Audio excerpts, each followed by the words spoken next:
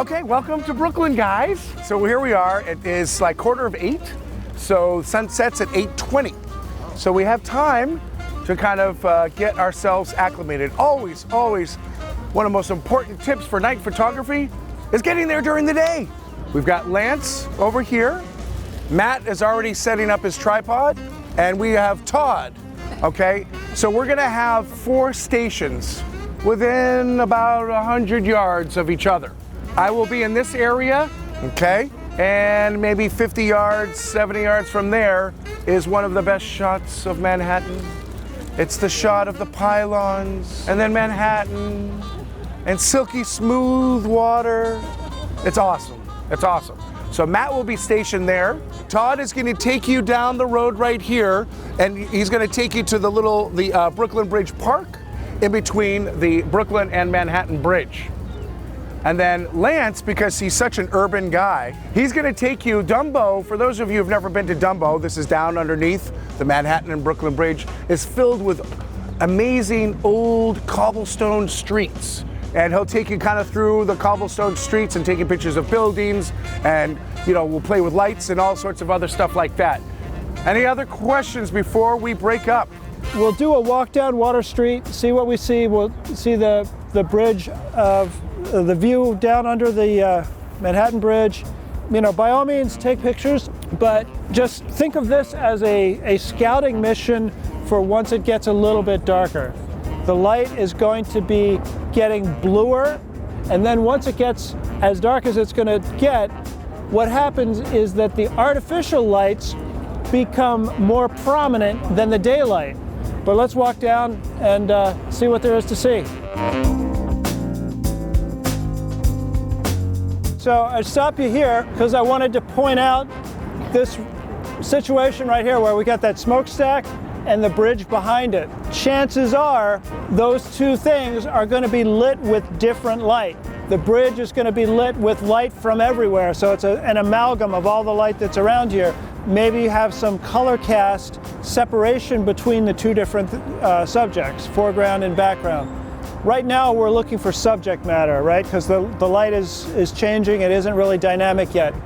But once it gets a little bit darker, in this kind of environment, I'm drawn to light before subject matter. I'm seeing light and color, shadows, lines, shape, and then try to find a composition that works once I've been attracted to those, the color and so forth.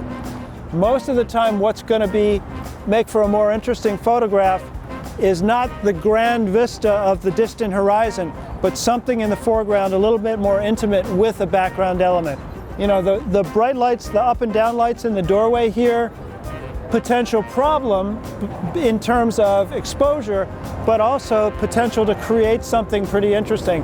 If you're not an architecture shooter, you're a people shooter, you can play with those lights. Somebody mentioned wanting to do ghost images before. I don't think that person's here in this group, but so if that's something that interests you, you want to pose somebody and create a ghost image, then have them stand still for a percentage of the exposure and then go away. Especially if they're standing in the path of a light like that, they're being directly illuminated. So somebody will show up in your exposure as a very faint ghost after about 10% of your exposure. So if you're doing a 10-second exposure, after 1 second, you'll just barely see somebody. After half of the exposure, they'll be fairly solid, but you'll still see through them. And it depends if they're wearing dark clothes or light clothes, or if they're standing in front of a dark object or a light object. If there's something light behind them, that's going to bleed through more than if they're standing against this black backdrop.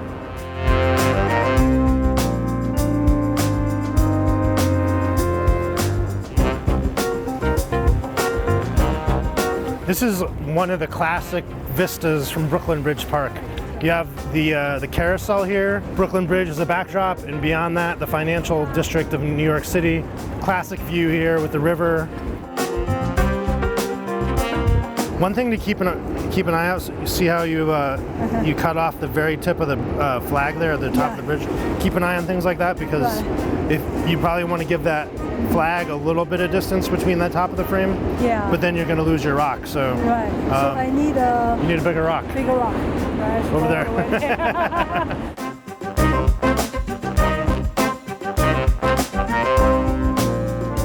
Here we are at the Brooklyn Bridge Park, and we've just passed civil twilight. We're going into nautical twilight right now. We're still getting, even though it's a cloudy night, we're still getting some nice sort of blue breaks in the sky, and we can still match the lights of the city to the breaks of light in the cloud. And I have a sort of a 50mm lens.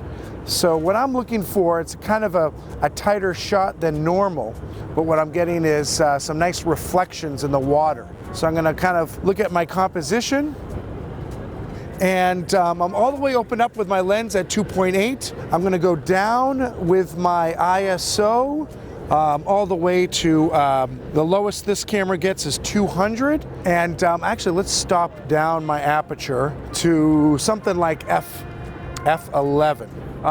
Image quality, very little grain, really saturated colors. I go to a middle aperture, which for this is again f8, f11. Now that's going to push my shutter speeds where I can emphasize the movement. And right now I'm kind of at 3 seconds. So let's see what that does. So with this image, we're getting some nice, I love these lines of the reflections here.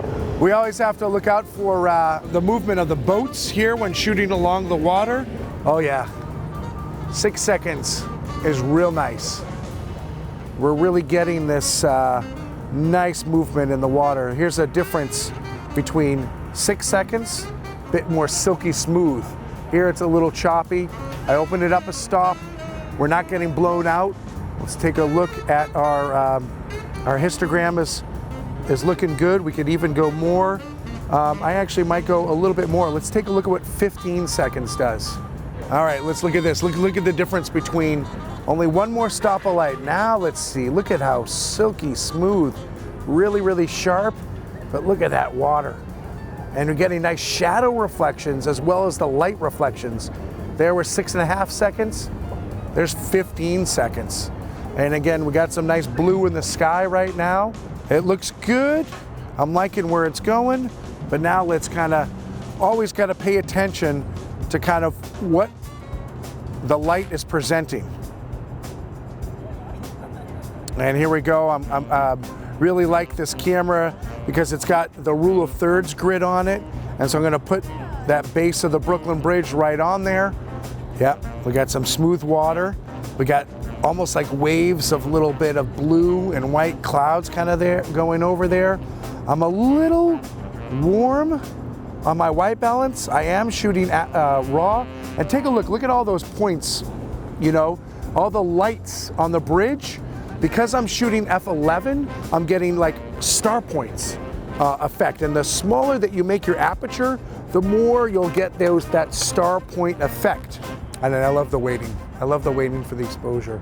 This is my time to kind of take it all in. And right, we get so excited by seeing all this stuff, but really just to make sure you're getting that dedicated time. All right, here we go. We cooled down that color temperature and we're really emphasizing the clouds in the sky. And now look at those star points are even more amplified.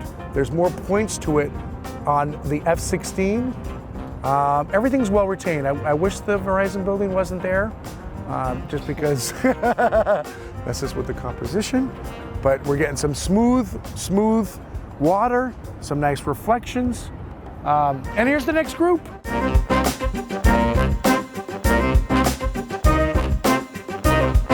So you see that little bit? I would crop that out later, which means you lose that. Okay. So I would check every corner after you take a picture by using this up and down, because this is blocking some of it. Okay. And you go like that, and you can see that corner is distracting. You'd either have to clone it out or crop it out. Okay. So I'd say vote with your feet. Mm-hmm. Leave your camera here and walk up and down and just go like this. You know, like you see movie directors doing?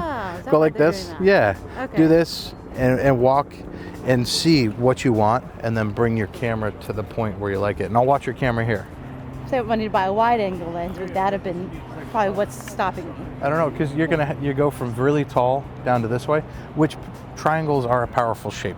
Okay. They're a very powerful shape. But what happens all the way over here is you have your eye, the human eye is drawn to the brightest thing. We're predators, right? So this is the brightest thing in the frame, so it's distracting the eye. This is called a histogram. Okay. The left side is dark, the right side is bright. Okay.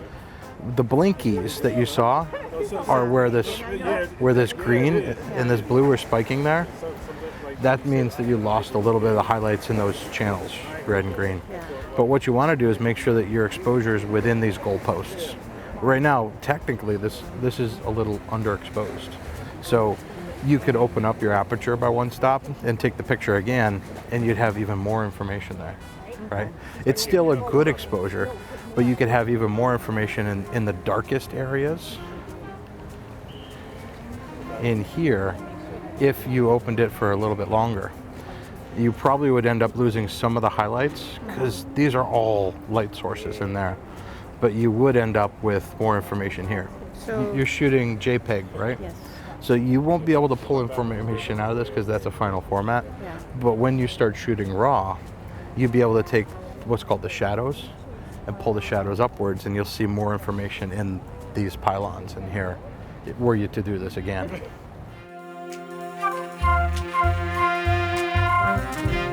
We're here for part 2 of the Processing the Night talk that we gave. Each 4 of us are going to spend about a minute each on the 5 or 6 images that we've been selected to give some feedback on and share that with you. First off, let's talk about what I love about this image. And you know, my favorite part of the image is the water. I love the reflections and the curves of the lights that are happening with a longer exposure here, and we are having a 71 seconds, so over a minute exposure, and it's really smoothing out the water, and I love the dancing lights in here. The bridge is straight, but the horizon of the land is crooked, and that's kind of it's a bit distracting. So I think a good first thing to do on this image would be to kind of correct it. When we always want to correct for the horizon line on the land, and so if we make a cut like that,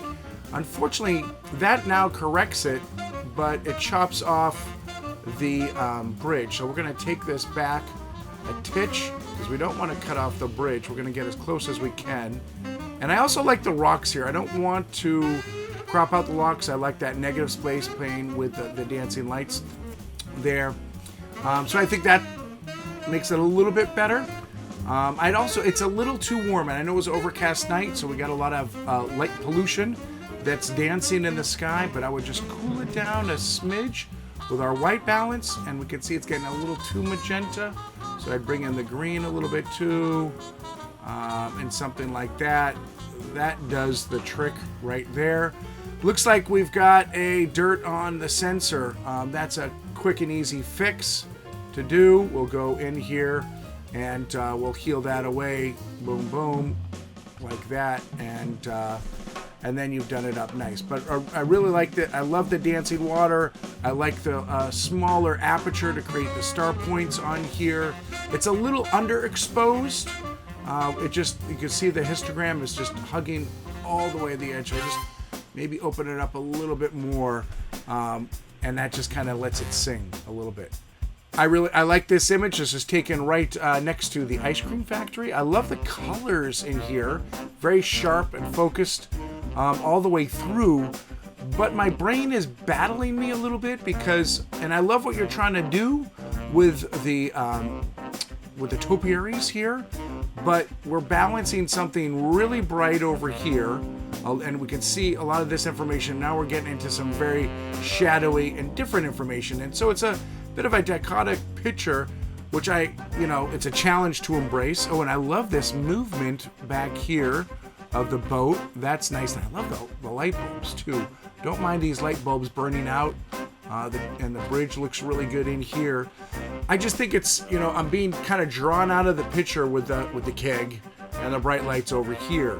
And it would have been possibly a little bit better if we stepped over here and got another take on it, possibly a way to kind of balance the three stories that are going on right now, which is Manhattan, the topiaries, and the bridge. But I think with a quick crop, we can remedy some of this. And I'd take it in, we'll remove that bright section there. And I'd also, there's a lot of really nothing going on in the sky. So let's crop it down until we get to where there's good information and kind of make this a little bit of a panorama shot. And that kind of just, oh, now I see the bridge a little bit more, and it's getting a little bit better balance. But I love the colors here. It's nice, cool colors, and really good shot. It just, this, I'd like to see the next shots before and after this, because I would love to see how else you explored this area. So this first one, I love a lot about this image. I love the cool tones, and then you got this warm tone right here, which really draws your attention. I love the blur in the water. If this water was sharper, it probably would have distracted from the composition. Something that I might improve, I'm always looking at the edges of the frame to see if there's anything that might be distracting. And right here I see this rock gets kind of cut off. And then you got kind of this little bright spot back here. I might consider cloning or cropping those. As far as timing, I might have tried to get, it looks like this ship right here was moving. Yep, we see the blurred lights on it. I probably would have tried to capture the ship over here or maybe over here. And then post-processing wise, I might play with some clarity a little bit and like to really kind of draw out that mid-tone contrast. And the other thing is in the transform panel, just kind of click on auto and let's see. Yeah, that's straightened up these buildings just a little bit. But this is a very successful image. Nice job. Beautiful black and white. I love your take on this. Here, the rocks on the beach are part of the composition, clearly. They take up a little more than half of the frame. So obviously it was something you wanted to focus on, and I do think this looks very nice. Nice and sharp in the foreground. It fades off, the sharpness fades off at the bottom of the frame, but that's not an issue. What I would try to improve is the sharpness of the background. So this was shot at f8, which usually is enough depth of field, but your foreground is so close to the camera that you're losing sharpness significantly back here. If that was your goal, by all means, but if it was me, I would have tried to get this sharp as well. I would not have cut down to, say, f22 though, because then you'd be losing some sharpness just from the physical limitations of the sensor. So I might have tried, this would have been a very good case for focus stacking, which is one of the things that I talked about in the presentation. One other thing I'd look at is to draw in these highlights right here. This is blown out. I wouldn't change the highlights overall, but if we just use the adjustment brush to make a local adjustment, we don't want to do the exposure, but just kind of see if we can bring some of those highlights back just a little bit so that that's not blowing out completely. This is a beautiful photograph. I love the tones of your black and white conversion, and this is successful. Nice job. All right, this is very mysterious. Obviously the steam and the fog mist there, combined with the subject's face being in shadow, add to that sense of mystery. It's all kind of moving off into the distance here, which creates some depth to the image.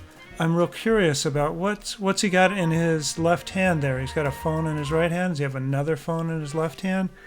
And his watch. That's such a strangely compelling and powerful punctuation point to the image. But let's also, let's see, when I look at this, the very first thing I see is the steam, and then I follow it up and I briefly pause on his watch there, look at his hands. He's got what seems to be two phones.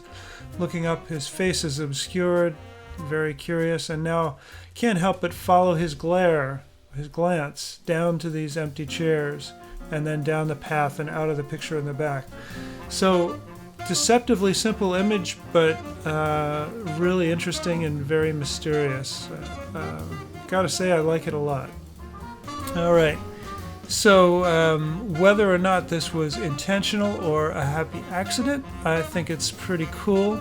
The mysteriousness of the lines in here, they're not just streaks of light. There's a lot of variation in tonality and texture in these moving lines. And yeah, and then you've got the star point from the street light in here too. Cool xenon or LED headlights against the sodium vapor street lights. Nice, warm, cool contrast. I like that a lot. And while it's mostly centered here, it's not quite. I can see the image has been cropped. It's not quite a 2:3 proportion. Not sure if that is. Yeah, looks like that is the original shape. Let's see. Let's see what we got here. Oh, JPEG. So no, we can't tell what the original framing was, but I'm thinking that perhaps a little bit off of the left-hand side might make it better. Yeah, I have a slight preference for that. It feels a little bit more balanced. And yeah, cool image. A zoomer is what happens when you open your shutter and zoom at the same time. So this one probably started or ended with the wide shot and then zoomed in, because there was more time on the wide than there was during the zoom, which I really like. The first thing I would do is I would try and make this horizon level. So let's try that first. Horizon's level there. And then this bottom part is bothering me a little bit. So either clone that out or crop it out just to see what happens. Got a quick one there. And then let's see what we can do to make this pop a little bit more. I'm going to pull down a gradient, reset everything, and I'm going to start with dehaze just to see if I can, oh, look at that. Nice. And I might actually bring up the contrast a little bit more and then bring the whites down a little bit more. And now you can see the effect a lot better of what you did. And to balance that, I might do the same thing again with a different gradient, where I'm pulling down from the bottom instead. And we saw this happen before, where all we want to do is bring up the highlights and the whites down on the bottom here, and now you're sort of balancing the brightness in the entire image. Gorgeous, good work. It's hard to keep focus when you do something like this, because when you're moving the camera, everything jumps around, but I think it works here. Keep practicing with this effect. It's very clever and fun to work with. And try different speeds and different stopping points to see what you like. Good work. Another somber moment here at the piers. Checking focus first. We found a little bit of a dirt spot there, which we'll fix. Got rid of that. And there is a lot of this orange light in cities, so I'm going to do I'll do the different thing. I'll pick the color picker and go on the sky there. And now this rock is really bugging me out again. This time I'm going to crop out the rock. And I think we'll pull our same trick again, where we're going to pull a gradient from the bottom and see what we can do with some whites and some highlights here, just to bring that up. And I might bring the shadows up a little bit too. And I'm going to hit new for a new brush, clear out everything, pull down opposite gradient, and I'm going to bring the highlights down a tiny bit and the whites down a tiny bit, and then I'm going to go dehaze, make that sky look even more impressive, and then a titch of clarity. I don't really want to do it. You know what? I'm going to leave the clarity for a brush. We're done with that. Grab a brush, bring the clarity up, and use it only on the city part. You don't want to do clarity on clouds that have been moving, because they look icky. Ta-da! And we have a before and after. And see what you can pull out of that file. Fantastic. And that's it.